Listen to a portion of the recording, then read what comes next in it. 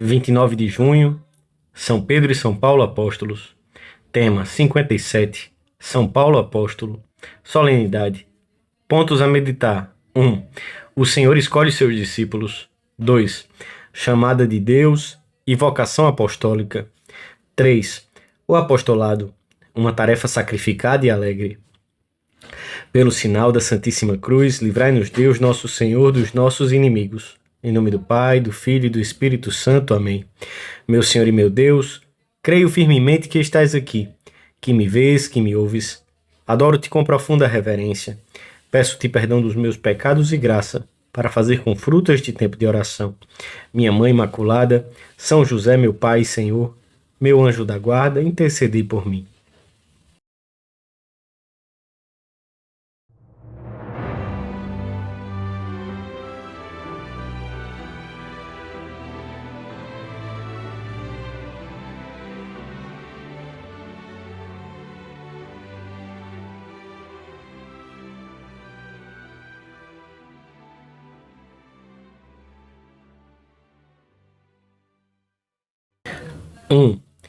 Que devo fazer, Senhor?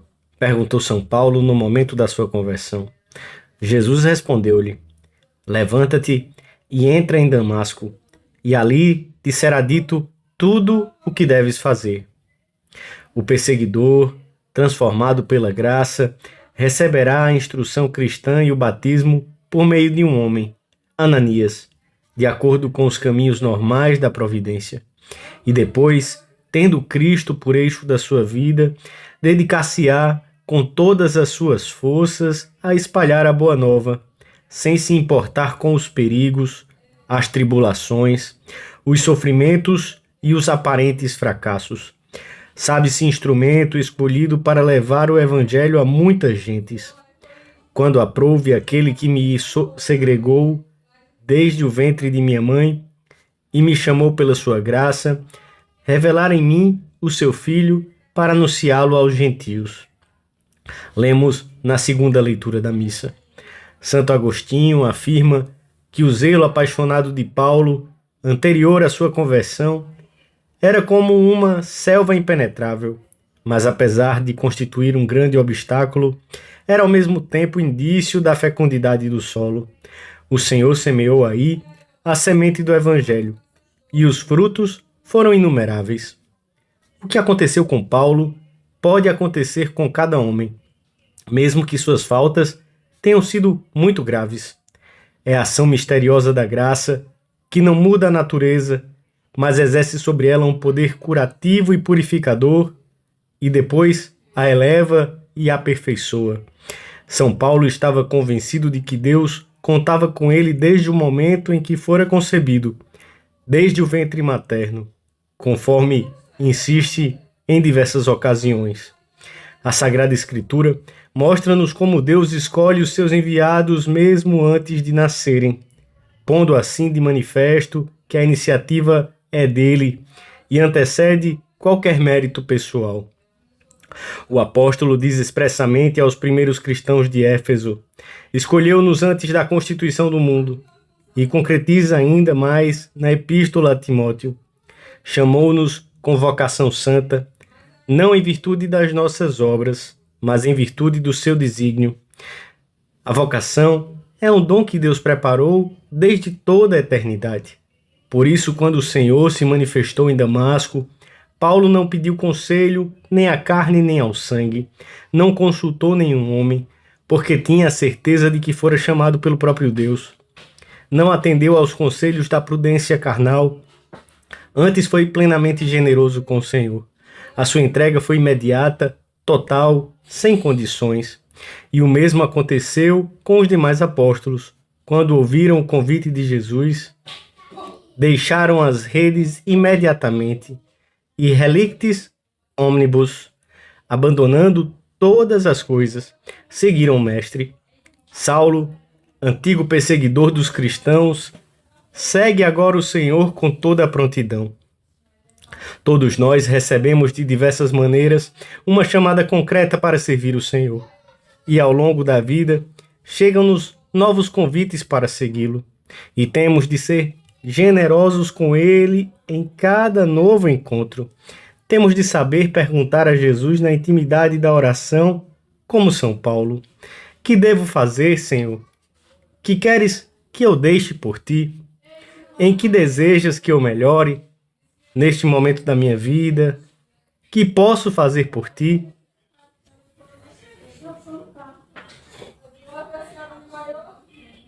2. São Paulo foi chamado por meio de sinais extraordinários, mas o efeito que esses sinais produziram nele foi o mesmo que ocasiona a chamada específica que Deus faz a muitos para que o sigam no meio das suas tarefas diárias. O Senhor chama a todos os cristãos à santidade, e é uma vocação exigente, muitas vezes heróica, pois ele não quer seguidores tíbios, discípulos de segunda classe, e há os que são chamados a uma particular entrega para estenderem o seu reinado entre todos os homens, sem que por isso tenham que abandonar os seus afazeres no mundo. Em qualquer caso, cada um, respondendo à vocação específica que foi chamado, se quiser ser discípulo do Mestre, deve imprimir um sentido apostólico à sua vida. Um sentido que o levará a não deixar passar nenhuma oportunidade de aproximar os outros de Cristo, que é aproximá-los da fonte da alegria, da paz e da plenitude. Para um cristão que quer fazer da sua vida uma imitação de Cristo, o apostolado torna-se, portanto, parte da sua vida, ou melhor, a sua própria vida, como o foi para São Paulo. O trabalho converte-se em ocasião de apostolado, e o mesmo acontece com a dor ou com o tempo de descanso. Esse cristão que participa da intimidade do Senhor experimenta a necessidade de comunicar o seu achado, a necessidade de expandir-se, de fazer, de dar, de falar, de transmitir aos outros o seu tesouro, o seu fogo. O apostolado converte-se na expansão contínua de uma alma, na exuberância de uma personalidade possuída por Cristo e animada pelo seu Espírito. Sente-se a urgência de correr, de trabalhar, de promover de todas as maneiras possíveis a difusão do reino de Deus, a salvação dos outros, de todos. Ai de mim, se não evangelizar, exclama o apóstolo.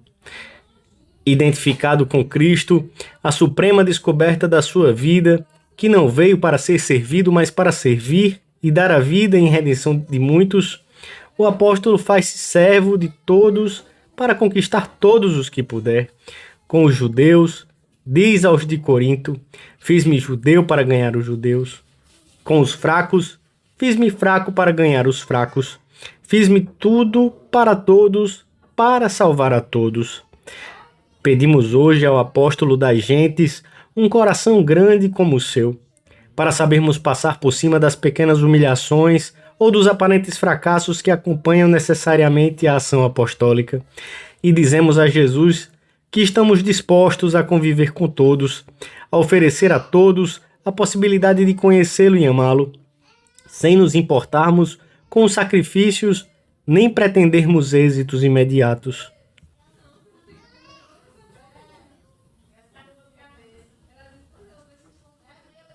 Três. São Paulo exortava Timóteo a falar de Deus opportune et importune, isto é, tivesse ou não ocasião de fazê-lo. Também, portanto, quando as circunstâncias fossem adversas, pois virá um tempo em que não suportarão a sã doutrina, antes se rodearão de mestres à medida das suas próprias paixões, levados pelo prurido de ouvir.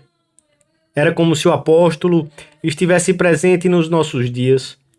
Mas tu, adverte a Timóteo, e nele a cada cristão, sê circunspecto em tudo, sê valente no sofrimento, esforça-te na propagação do Evangelho, cumpre perfeitamente o teu ministério.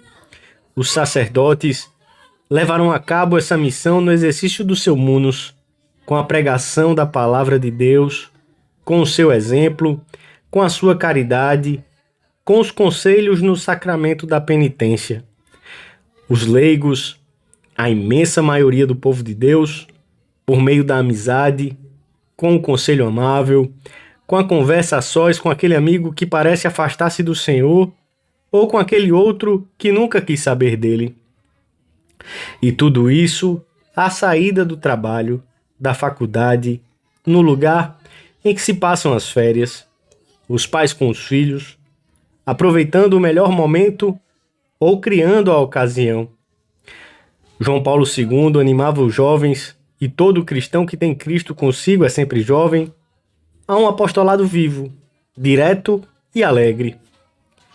Sede profundamente amigos de Jesus e levai à família, à escola, ao bairro, o exemplo da vossa vida cristã limpa e alegre. Sede sempre jovens cristãos, verdadeiras testemunhas da doutrina de Cristo. Mais ainda, sede portadores de Cristo nesta sociedade perturbada, necessitada dele hoje mais do que nunca.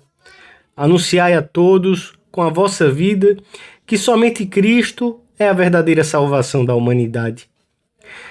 Temos de pedir hoje a São Paulo que saibamos converter em oportuna qualquer situação que se nos apresente.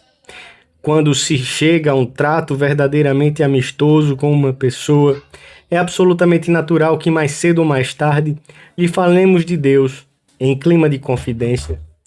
Não se deve temer, nesse caso, a inoportunidade. E para nossa confusão, muitas vezes a reação será exatamente a contrária daquela que temíamos. Como que você não me falou antes disso? E nesse ambiente de simplicidade surgem sempre confidências íntimas de antigas frustrações, de carências atuais, de inquietações sobre o futuro, que desembocam na necessidade de uma vida de fé. É surpreendente, ditosamente surpreendente, o infatigável trabalho apostólico de São Paulo. E quem verdadeiramente ama a Cristo sentirá a necessidade de o dar a conhecer, pois, como diz São Tomás de Aquino, aquilo que os homens muito admiram, divulgam-no logo, porque da abundância do coração fala a boca. Peçamos a Nossa Senhora, Regina Apostolorum, a graça de compreendermos cada vez melhor que o apostolado é uma tarefa sacrificada, mas alegre, porque é alimento e ao mesmo tempo fruto da intimidade com Cristo, de um amor irreprimível que não pode deixar de comunicar-se aos outros como uma feliz notícia. Dou-te graças, meu Deus, pelos bons propósitos, afetos e inspirações que me comunicaste nesta meditação. Peço-te ajuda para os pôr em prática. Minha Mãe Imaculada, São José, meu Pai, Senhor, meu anjo da guarda, intercedei por mim.